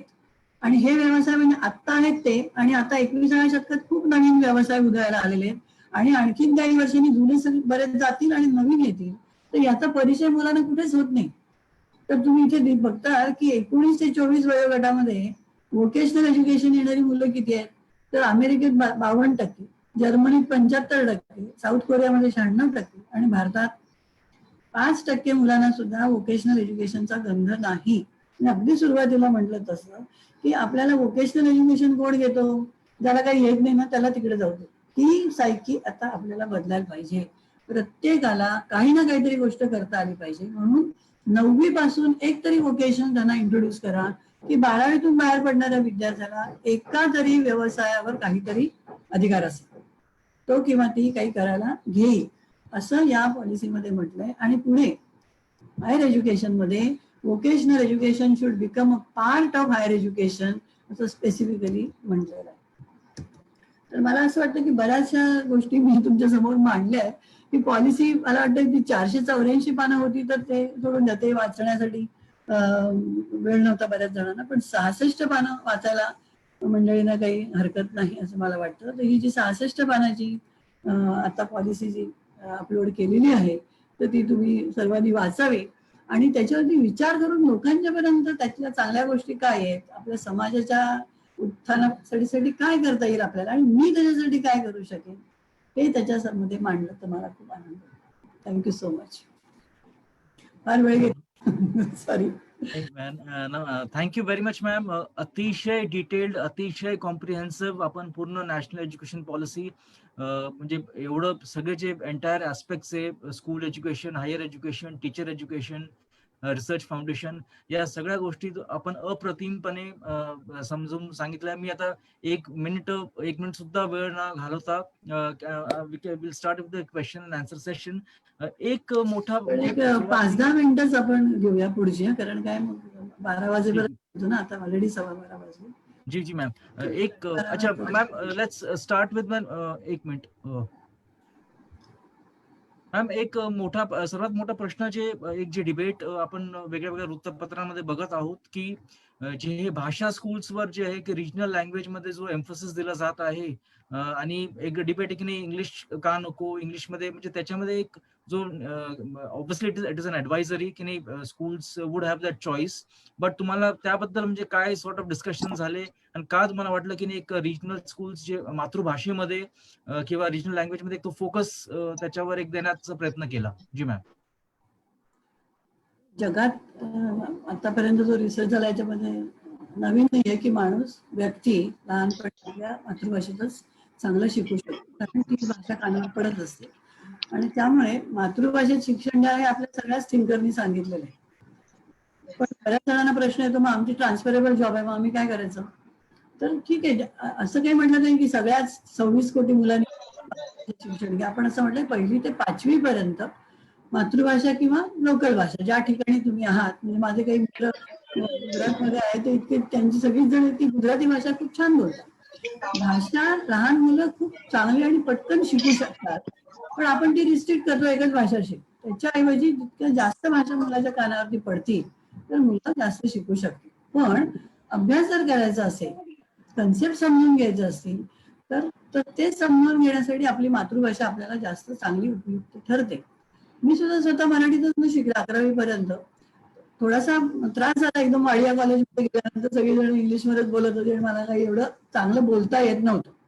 पण बोलता जरी आलं नाही तरी भाषा समजत होती आणि ती पिकअप आपण करू शकतो. त्यामुळे बरेच मंडळी तुमच्या आजूबाजूला असतील की ज्यांनी आपल्या मातृभाषेत शिक्षण घेतलेलं आहे. इंग्लिशमध्ये शिक्षण घेणं हे काहीच नाही. आपण म्हटलं 6वी पासून त्यांना सायन्स सुद्धा इंग्लिशमध्ये शिकवायला सुरुवात करतात. म्हणजे त्यांना, कारण इंग्लिश ही इंटरनॅशनल भाषा आहे, पण जगातले असे अनेक देश आहेत की ते आपल्याच भाषेमध्ये सायन्स सुद्धा शिकवतात, गणित सुद्धा शिकवतात. पण आपण सायन्स हे इंग्लिशमध्ये शिकवतोय आणि आपल्याला वाटतं इंग्लिश नाही शिकवलं तर आपण मागे पडू जगाच्या. तर असं काही नाहीये मागे पडण्याचे. पण आपण म्हटलंय भाषा शिकवा, सायन्स इंग्लिशमधून शिकवायला काहीच हरकत नाही. तर मोठं डिबेट करायची गरज नाही, कारण रिसर्च दाखवतोय, तुम्हाला संशोधन एवढं इतकं झालेलं आहे की we are born with wiring of our mother tongue. आणि त्यामुळे पटकन आपण त्या, कारण प्रत्येक भाषेमध्ये ना कोड्स असतात. म्हणजे असं का म्हणायचं, दुसऱ्या माणसाला प्रश्न पडतो तुम्ही असं का म्हणता, ते काही सार्कॅस्टिक नसतं, पण ती आपली मराठी भाषा आहे. पण ती मराठी भाषा आपल्या मराठी मुलांना जन्मजातच येतेच. पण म्हणून मग इंग्लिश येणार नाही का, येते. आता जर मला सांगितलं तेलुगू शिक तर मला कठीण होईल, कारण भाषा शिकायला मिळाल्या नाहीत. आता ही पॉलिसी म्हणते की मुलाच्या समोर प्लॅटरमध्ये वेगवेगळ्या भाषा शिकायला द्या. प्रोफेसर वंदना चक्रवर्ती आपल्याशी जुळलेले आहेत. वंदना मॅम.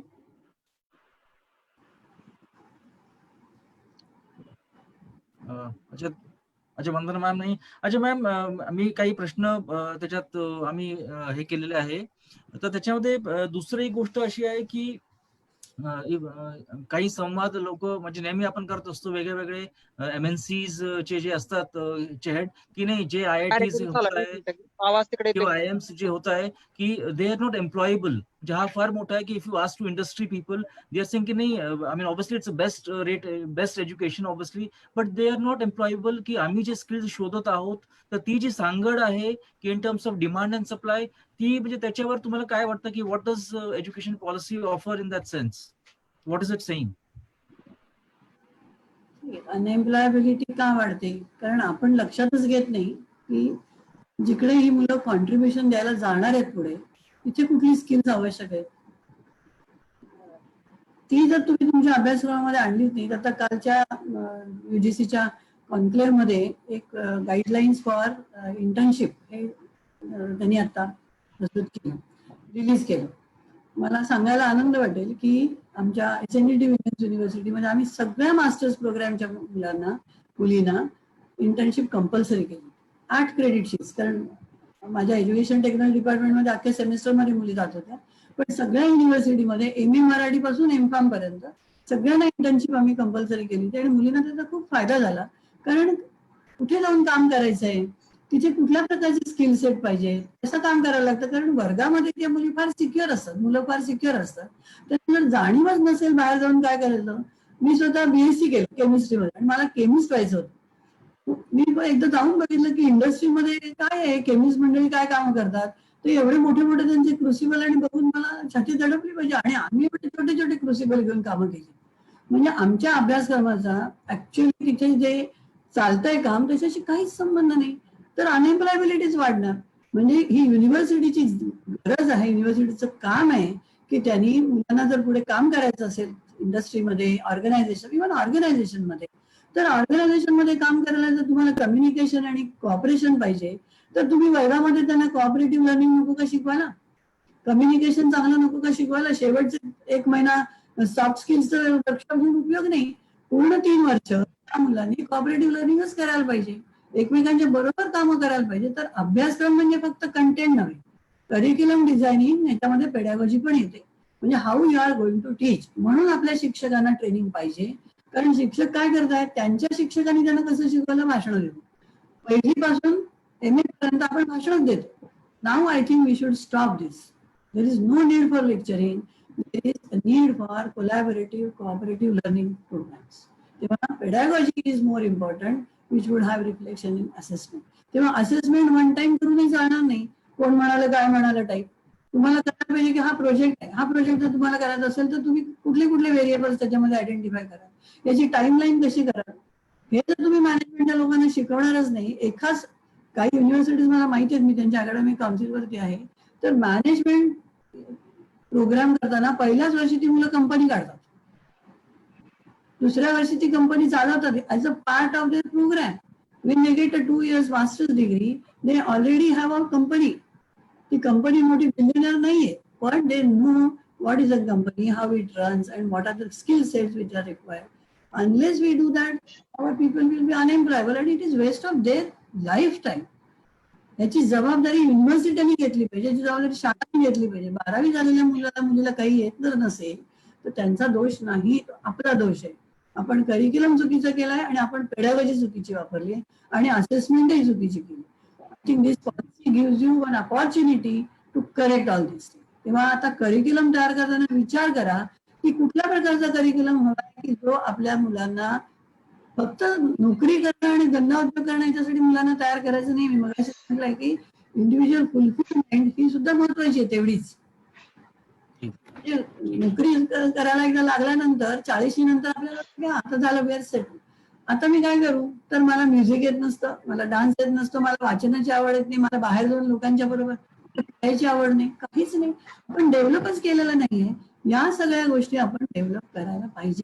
त्यामुळे हा जो सेटअप केलेला आपण की 11 वाजता शाळेत या, 5 वाजता घरी जा, I think we also have to think about this thing also.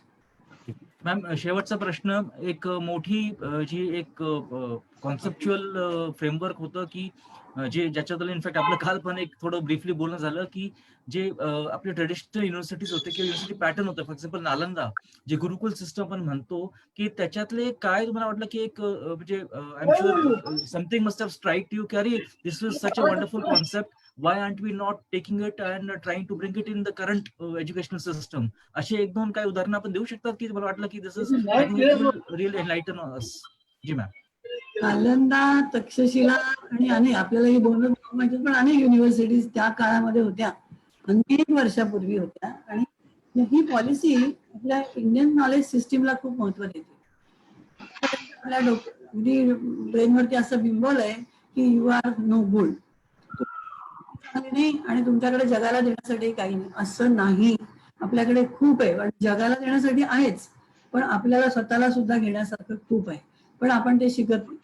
तर ही पॉलिसी असं म्हणते की आपल्या संस्कृतीमध्ये कुठल्या गोष्टी होत्या त्याचा विचार करा. आज आपल्याला त्यातल्या कुठल्या उपयोगी पडणार आहेत का, तर त्या घ्या, त्या चांगल्या डेव्हलप करा. 21व्या शतकासाठी त्यात आणखीन काही बदल करायचे असतील तर करा. आपण आता उल्लेख नालंदा आणि तक्षशिलेचा केला.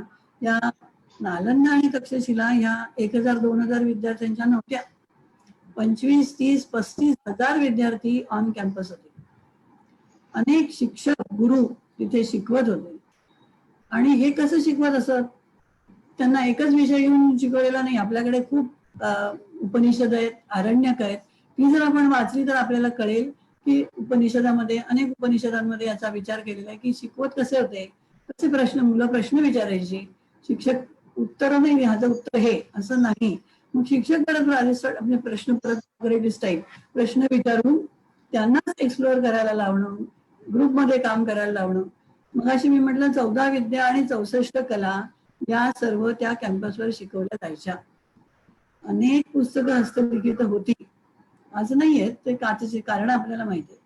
पण हा एवढा मोठा रिसोर्स, ज्ञानाचा रिसोर्स, आपल्याला व्हायब्रंट नॉलेज सोसायटी जर व्हायचं असेल तर आपल्याला ते लक्षात घेतलं पाहिजे की नॉलेज निर्माण कसं करायचं, त्याला काही प्रोसेस आहे. तर या नालंदा आणि तक्षशिला युनिव्हर्सिट्यांचं आपण काय आज घेतलं पाहिजे. त्यांनी शिकवलेले विषय तुम्ही शिकवा असं म्हणलं नाहीये, पण आपण कलांच्याकडे अगदीच दुर्लक्ष केले. म्हणजे इव्हन शाळेमध्ये जर तुम्ही म्हटलं तर सायन्स आणि गणित विषयाला 9-9 तासिका असतात आणि फिजिकल एज्युकेशनला 1 किंवा 2, म्युझिक असेल तर 1 किंवा 2. पॉलिसी असं म्हणते की सगळ्या विषयांना समान महत्व द्या. म्युझिक हे कमी प्रतीचं नाही, ते उलट तुमचं आयुष्य एनरिच करतं. म्हणून आता याच्यामध्ये 2 मिशन्स म्हटलं, नालंदा मिशन आणि तक्षशिला मिशन, त्यांनी मल्टीडिसिप्लिनरी युनिव्हर्सिटी कशा स्थापन करायच्या ते सांगितले. पण तुम्ही हा जो प्रश्न विचारता खूप रेलेव्हंट आहे, की आपल्याला आपल्या नॉलेज सिस्टीम कडून शिकण्यासारखं खूप आहे आणि ते आपण कसं करावं, कसं वापरावं याच्यावरती विचार व्हायला. Ma'am thank you very much. अप्रतिम आज हा संवाद झालेला आहे आणि शेकडो म्हणजे खूप लोकांनी प्रश्न आपले विचारलेले, खूप लोकांनी हँड रेस केलेले आहेत, पण ऑब्व्हियसली एक वेळेचे काही मर्यादा आहेत आपल्याला, त्याच्यामुळे I think we should stop here. It is really. एक मिनिट, हे जे चॅटमध्ये प्रश्न मला दिसत आहेत 60 आता 90, तर मला हे प्रश्न जर तुम्ही म्हणजे आता मी I can copy paste them आणि if I can I will try to answer some of those. जी बिलकुल. Then you can send it to them or make them available somewhere. जी बिलकुल मॅम. डिसरिस्पेक्ट देम, कारण मला खूप आनंद झाला की एवढे प्रश्न लोकांच्या मनात येतात, म्हणजे ही खूपच चांगली गोष्ट आहे. आणि जर त्यांचा उलगडा झाला तर ती म्हणजे आणखीन लोकांच्या जी. आणि सर्वात मेन मी सर्वांना एक नम्र विनंती करतो की प्लीज तुम्ही HRDच्या मिनिस्ट्रीच्या वेबसाईटवर नॅशनल एज्युकेशन पॉलिसी जे आपले गुगल बाबा आहेत त्यांना तुम्ही सर्च करा. तिथे लगेच तुम्हाला पूर्णचे पूर्ण 66 पेजचे डॉक्युमेंट मिळेल. ते जरूर वाचा. आणि स्पेशली आज जे जुळणारे आहेत हे सगळे शिक्षण क्षेत्रातले आहेत.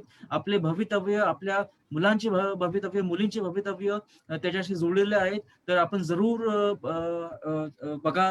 PDF मध्ये तुम्हाला म्हणजे काही लोकांनी प्रश्न सुद्धा विचारले की नाही PDF मिळेल का, तर जर गुगल सर्चवर नुसतं तुम्ही नॅशनल एज्युकेशन पॉलिसी 2020 टाईप केलं की सर्वात पहिली लिंक जी एक्झॅक्टली तीच येईल. तर thank you again ma'am. It is truly an honour to have you. आणि फार चांगलं वाटलं. खूप वर्षांनी आपण इनफॅक्ट या माध्यमातून का होईना आपण भेटलो आणि मी तुम्हाला ऐकलं सुद्धा आम्ही सगळ्यांनी. आणि with this I request my friend doctor Shailendra to present formal vote of thanks. Over to you Shailendra. या thank you Manish, thank you very much. Ma'am अत्यंत छान, अत्यंत कम्प्रेहेन्सिव्ह असा रिव्ह्यू झाला. खूप दिवसानंतर आपल्याला ऐकायची संधी मिळाली मॅडम. खूप खूप बरं वाटलं. आणि मला असं वाटतं की ज्या उद्दिष्टांसाठी हा व्यासपीठ तयार केला गेलेला आहे, आज त्या उद्दिष्टांची परिपूर्ती होताना आपल्याला दिसते आहे. कारण ज्या पद्धतीने विचारांची देवाणघेवाण होऊन लोकांच्या मनामध्ये असणारे प्रश्न हे आता पुढे येत आहेत, असे असंख्य प्रश्न लोकांच्या मनामध्ये आहेत. आज त्याला बऱ्यापैकी न्याय मिळाला असं मी समजू शकतो. खूप जणांनी मला माझ्या व्हॉट्सअपला आता पर्सनली रिक्वेस्ट केली की सर आम्हाला संधी द्या, आम्हाला प्रश्न विचारायचा आहे. परंतु वेळेची मर्यादा आपल्याकडे आहे. आजचा रविवारचा दिवस आहे. 11 ते 12 या 1 तासामध्ये आपण हे सगळं प्रेझेंटेशन आपलं जे आहे हे सगळं आयोजित करण्याचा प्रयत्न करत असतो.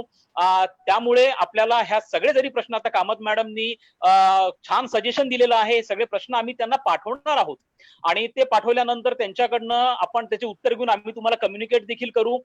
मी कामत मॅडमनी अत्यंत वेळात वेळ काढून यांनी या आज व्यासपीठावर आल्या, सह्याद्री संवाद मध्ये त्या आल्या आणि त्यांनी त्यांचं प्रेझेंटेशन दिलं. सर्वात महत्वाचं म्हणजे आज अनेक मान्यवर लोक आज आमच्या विनंतीला मान देऊन या कार्यक्रमाला जॉईन झालेले आहेत. फार शिक्षण क्षेत्रातली मोठी काही माजी कुलगुरू पण जॉईन झालेले आहेत.